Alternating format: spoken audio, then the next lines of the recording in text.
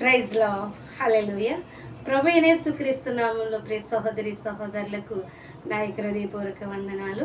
ఈ దినము దేవుడు మనతో మాట్లాడిన మాట కీర్తన భాగం 2వ అధ్యాయం 11వ వచనం. భయభక్తులు కలిగి యెహోవాను సేవించుడి, గడగడ వణుకుచు సంతోషించుడి అని మరి కీర్తన భాగంలో రాయబడి ఉన్నది. ప్రియ సహోదరి సహోదరులారా, భయభక్తులు కలిగి యెహోవాని సేవించుడి, గడగడ వణుకుచు సంతోషించుడి. భయం ఉండి భక్తి లేకపోయినా, భక్తుండి భయం లేకపోయినా దేవునికి విరోధమైన వారము అవుతాం. నా ఆత్మ లేనివాడు నావాడు కాదని పరిశుద్ధాత్మ దేవుడు మాట్లాడుచున్నాడు. ఎప్పుడు మనం భయము దేవునికి భయపడే వాళ్ళుగా ఉంటామంటే దేవుని ఆత్మను కలిగి ఉన్నప్పుడు, పరిశుద్ధాత్మ అభిషేకాన్ని మనం పొందుకున్నప్పుడు, మనం ఒక తప్పు మార్గంలో నడుస్తున్నప్పుడు పరిశుద్ధాత్మ మనల్ని బోధిస్తుంది, మనల్ని గద్దిస్తుంది, మన సరైన మార్గంలో నడిపిస్తుంది. ఆయన వాక్యం చేత వలనే కానీ మరి దేని వలనైనను మన నడతలను శుద్ధి చేసుకోలేము. పరిశుద్ధాత్మ దేవుడు పరిశుద్ధాత్మ ద్వారా మనతో మాట్లాడిన మాట ఏమిటంటే, భయభక్తులు కలిగి యెహోవాని సేవించుడి, గడగడ వణుకుచు సంతోషించుడి. దేవుని గూర్చిన భయము మనలో ఉండాలి. మరి యెహోవా యందు భయభక్తులు గలవారు మరి ఇలాగ ఆశీర్వదించబడునని మరి బైబిల్ గ్రంథంలో రాయబడి ఉన్నది.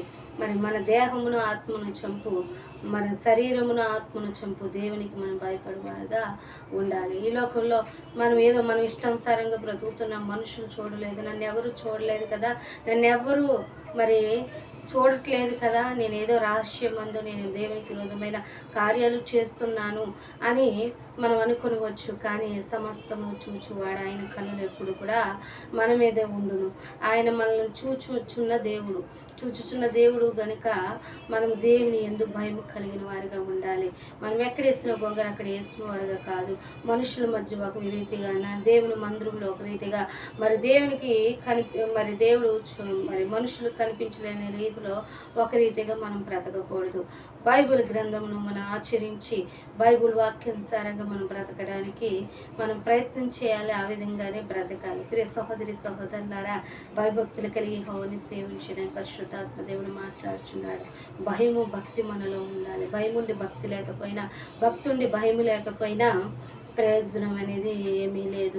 దేవుని మందిరానికి వస్తున్నప్పుడు మనం ఏదో నామకర్థంగా వచ్చి మనం పాటలు పాడుతున్నాం, అయ్యో వారు పాటలు పాడుతున్నారు, వారికంటే ఎక్కువగా నేను పాటలు పాడాలి అన్న ఉద్దేశం కాదు. వారు వాక్యం చదువుతున్న వారికంటే ఎక్కువ వాక్యం చదవాలనే ఉద్దేశం కాదు. ఈ దినము దేవుడు నాతో ఏం మాట్లాడుచున్నాడు, నా హృదయాన్ని ఏ విధంగా దర్శిస్తున్నాడు, నా హృదయాన్ని ఏ విధంగా మరి దేవుడు మనతో ఏ విధంగా మాట్లాడుతున్నాడు, నేను నా జీవితంలో మార్పు కలిగి ఉన్నదా, మారు మనసు ఉందా, సిద్ధపాటు జీవితం మనలో ఉన్నదా అనేసి గ్రహించుకుని వారిగా ఉండాలి. ప్రియ సహోదరి సహోదరులారా, దేవుని సన్నిధానంలో దేవునికి ఇష్టలుగా మనం బ్రతకడానికి ప్రయత్నం చేయాలి. ఆయన ఆజ్ఞలు, ఆయన కట్టడలను అనుసరించి ఆయన చిత్తమును నెరవేర్చుటకు ఉద్దేశం కలిగిన వారిగా ఉండాలి. ఎప్పుడైతే మరి అటువంటి స్థితిని మనం కలిగి ఉంటామో దేవునికి ఇష్టమైన బిడ్డలుగా మనం జీవిస్తాము. దేవునికి ఇష్టానుసారమైన జీవితం జీవించుటకు యోగ్యమైన వారుగా ఉంటాము. యెహోవా యందు మనం భయభక్తులు కలిగినట్లయితే మన లోకమునికైనను, పాపముకైనను, అక్రమంకైనను, అవినీతికైనను మనం చోటు ఇవ్వని వారిగా దేవుని వాక్యం వెంబడి వెళ్ళిన వారుగా ఉంటాం. ప్రియ సహోదరి సహోదరులారా, ఇది దేవుడు నీతో నాతో మాట్లాడిన మాట ప్రకారము మనం దేవుని చిత్తం కొరకు సిద్ధపడదాం. దేవుని వాక్యానుసారంగా దేవుని యందు మన శరీరం ఆత్మను చెంపు దేవునికి భయపడేవారుగా ఉండాం. ఇటు వాక్యం దేవుడు దీవించుగాక. ఆమేన్. వేలాది నదులంత విస్తార తైలము నీకిచ్చిన చాలునా,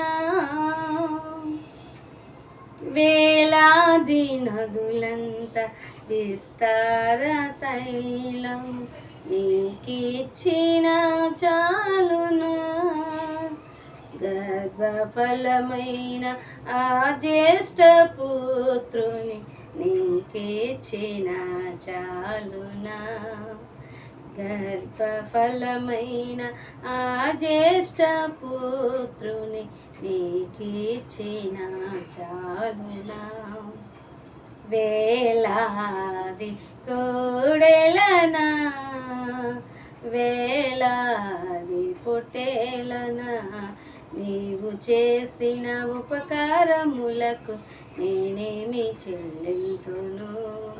నీవు చేసిన ఉపకారములకు నేనేమి చెల్లింతును.